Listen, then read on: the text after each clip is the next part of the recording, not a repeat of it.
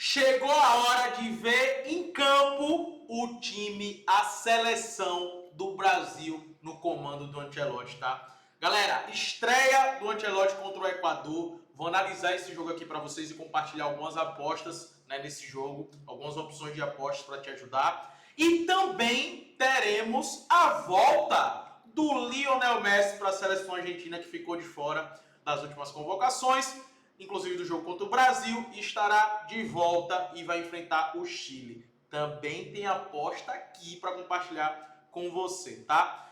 Já lembre de curtir o vídeo, de se inscrever no canal, porque essa data FIFA vai ser muito boa. E não só data FIFA, vai vir Mundial de Clubes e eu vou estar analisando todos os jogos aqui para vocês, detalhadamente, para te ajudar a direcionar aos melhores mercados para apostar, tanto no pré-jogo quanto no ao vivo. Então já se inscreve agora mesmo no canal, já curte o vídeo e vamos embora para essas análises aqui, tá? O Brasil vai enfrentar fora de casa o Equador. O lado tem duas notícias boas aqui para o Brasil, né? Para o Brasil. A primeira, o jogo vai acontecer em Guayaquil e não em Quito, como geralmente é. Em Guayaquil, a gente sabe que não tem interferência com altitude, né? Os jogadores não vão passar mal jogando em Guayaquil. Pode ser que a bola tenha uma velocidade um pouquinho maior, mas não é tanto diferente. Então isso é um ponto bom para o Ancelotti, porque se fosse em Quito era pior, né? Se fosse em Quito era pior. E tem outro lado bom. O lado bom é que os principais jogadores do Equador, hoje, do Equador, é o Ené Valencia, né? Que é o artilheiro do time, e o Gonçalo Plata, que é um dos caras que mais cria jogadas ali para o time do Equador. Isso falando ofensivamente, né? Óbvio que tem ali o Caicedo, o meio campo que, porra, fez uma temporada assim absurda pelo Chelsea, absurda. Tem o Pátio, né, o zagueiro foi campeão agora na Champions League com o PSG. Então, assim, mas chega cansado, porque é uma viagem muito longa. Então, mesmo assim, cara, tem um bom time, né, um time competitivo, o time do Equador. Inclusive está na frente do Brasil nas eliminatórias, né, com 23 pontos, o Brasil está com 21. Mas chega para esse jogo contra o Brasil com os desfalques de Plata e Valência. Ah, Marcão, mas eles foram convocados. Cara, o Felipe Luiz, inclusive, na entrevista, tanto o Flamengo quanto o Internacional emitiu uma nota, né, contra a seleção do Equador, que mesmo sem o aval dos times, o aval médico dos times, convocou os jogadores, tanto o Plata quanto o Valência, mas na coletiva, pelo menos do Felipe Luiz, né, que eu assisti, o Felipe Luiz disse que, cara, o Plata não tem condições de jogar, o Plata não tem condições de entrar em campo, foi essas palavras que ele utilizou. Que o Plata, um dia antes do jogo do Flamengo, que foi no domingo, ele estava na maca fazendo tratamento, então não tem condições de entrar em campo. E, cara, seria responsabilidade enorme, né, o Equador colocar dois jogadores que estão lesionados em campo. Então, acredito que o Valência e o Plata são jogadores importantes para o Equador, os dois melhores jogadores do setor ofensivo, quem mais cria jogadas, quem mais participa do setor ofensivo, provavelmente vai estar fora, tá? E isso é bom para o Brasil. O Equador, que a gente sabe que em casa é uma seleção muito forte, né, uma excelente seleção. Não é à toa que você pega os últimos jogos também do Equador, até mesmo fora de casa, são jogos que eles vêm numa sequência muito boa. Empatou contra o Chile fora de casa, venceu a Venezuela, venceu a Colômbia fora de casa, goleou a Bolívia, né, e empatou com o Uruguai. Vem numa sequência muito positiva esse time do Equador. E o Brasil, né, vinha numa sequência, entre aspas, não boa, né? Não era boa não, com o Dorival, sendo sincero, mas conseguiu vencer o Peru, empatou com Venezuela e Uruguai, né? Sofreu empate aqui do Uruguai, e aí, quer dizer, tomou o gol e depois empatou, né? E venceu a Colômbia, né? Deu uma respirada, mas foi lá, isso no final do jogo, aí foi lá e tomou 4 da Argentina, Dorival foi demitido, chegou o Ancelotti, agora começa do zero, né? Sendo bem sério, começa do zero. O time do Brasil vem se destacando muito pela quantidade de gols sofridos, são 16 gols, uma das piores defesas da competição, diferente do Equador que só tomou 5, mas tem uma quantidade alta de gols marcados, né? Olhando o confronto direto entre eles, o Brasil leva a melhor, beleza? O Brasil dos últimos jogos não perdeu nenhum do confronto direto, sendo 3 vitórias e 2 empates, beleza? Inclusive até mesmo no Equador, em 2022, lá atrás, né, tempão atrás, empatou por 1-1. Cara, é um jogo que é muito difícil de se apostar, porque é a estreia do Ancelotti. Esses foram os convocados do Ancelotti, ó. Esses foram os convocados do Ancelotti. Como eu acredito que ele vai montar o time para esse jogo contra o Equador? O Alisson no gol, isso aí não vai mudar, né? Isso aí é o melhor goleiro que a gente tem, sem sombra de dúvidas. Alisson no gol. Aí, no sistema defensivo, né, eu colocaria a dupla de zaga Marquinhos e Léo Ortiz, mas provavelmente vai ser Marquinhos e Alexandro, mas eu jogaria com Marquinhos e Léo Ortiz. O Léo Ortiz tem uma saída de bola absurda, né? Para mim, a melhor saída de bola dos zagueiros que tem aqui, inclusive melhor do que até mesmo a de Marquinhos. Mas pode ser que seja o Alessandro do Lille.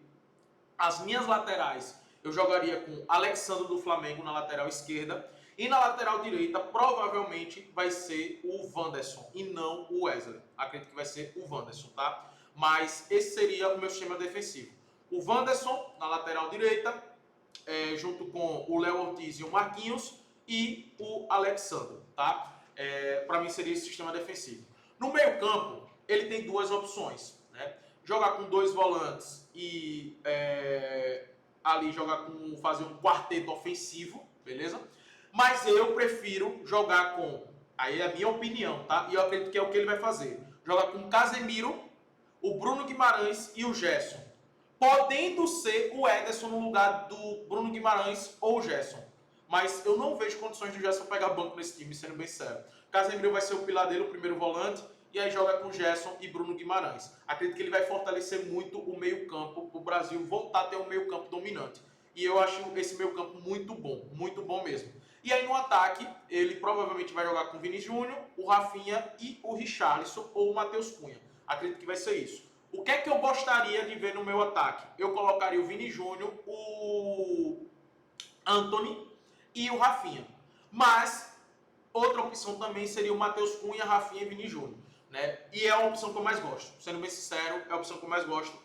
Com o Rafinha de um lado, o Vini Júnior do outro e o Matheus Cunha. Muitas vezes o Matheus Cunha descendo, saindo ali da posição do 9, descendo um pouco mais para o Vini Júnior e o Rafinha fechar pelo meio. Eu vejo muito bom essa opção, tá?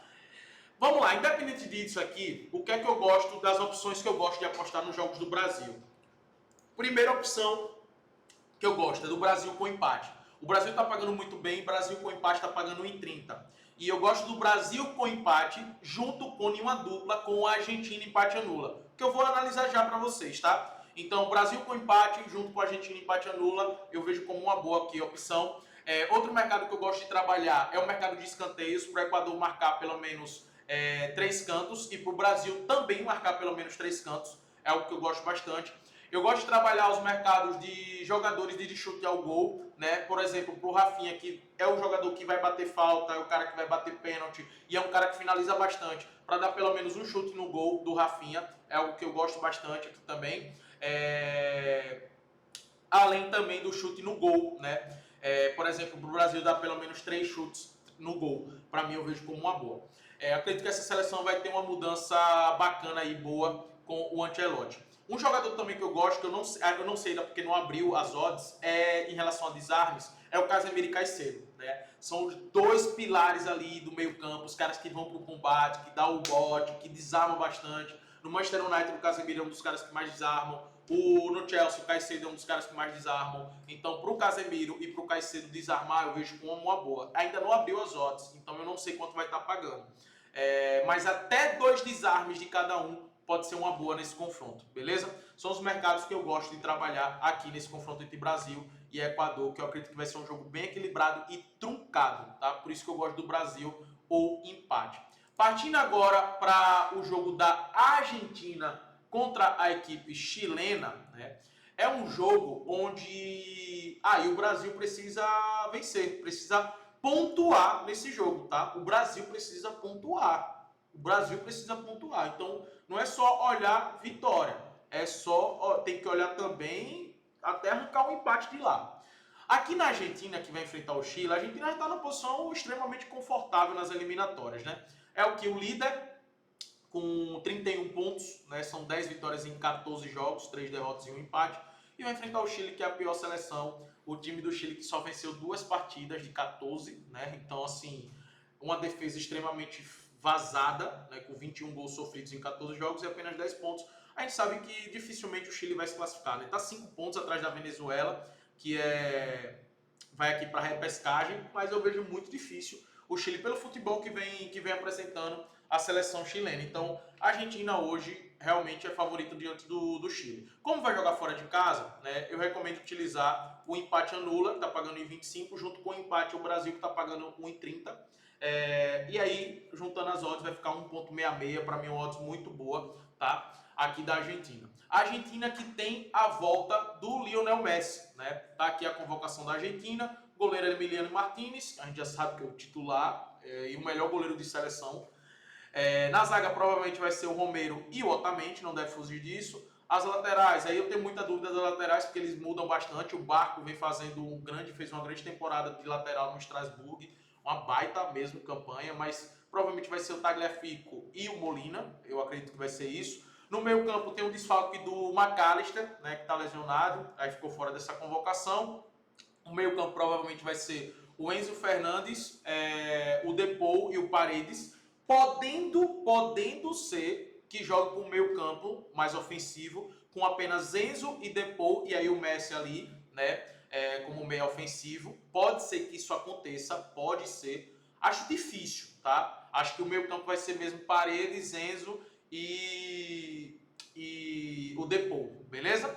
E aí na frente, né, Messi, Julián Álvares e Lautaro. Deve jogar com esse trio. A gente também pode aparecer como surpresa aí o Nicolas Gonzalez e o Lautaro no banco, mas pela temporada do Lautaro é difícil, a não ser que tenha um problema físico por conta da final que jogou contra o PSG. Aí pode ser que o Lautaro fique no banco. E o Thiago Almada fez um grande jogo contra o Brasil, pode ser que pinte como titular, né? Cara, a Argentina tá muito forte. A Argentina tá muito forte. Para mim, nessa Copa do Mundo que vai acontecer no próximo ano, a Argentina, Espanha e França são os favoritos. Aí vindo lá atrás o Brasil, a Alemanha, Portugal, a Holanda, vem todos esses times. Mas para mim as seleções favoritas é Argentina e Espanha, tá? Cara, esse time da Argentina é muito forte. O meio campo da Argentina é muito forte. Tem peças no banco, né? Tem o McAllister que não tá aqui, tem o Almada que, porra, tá jogando muita bola.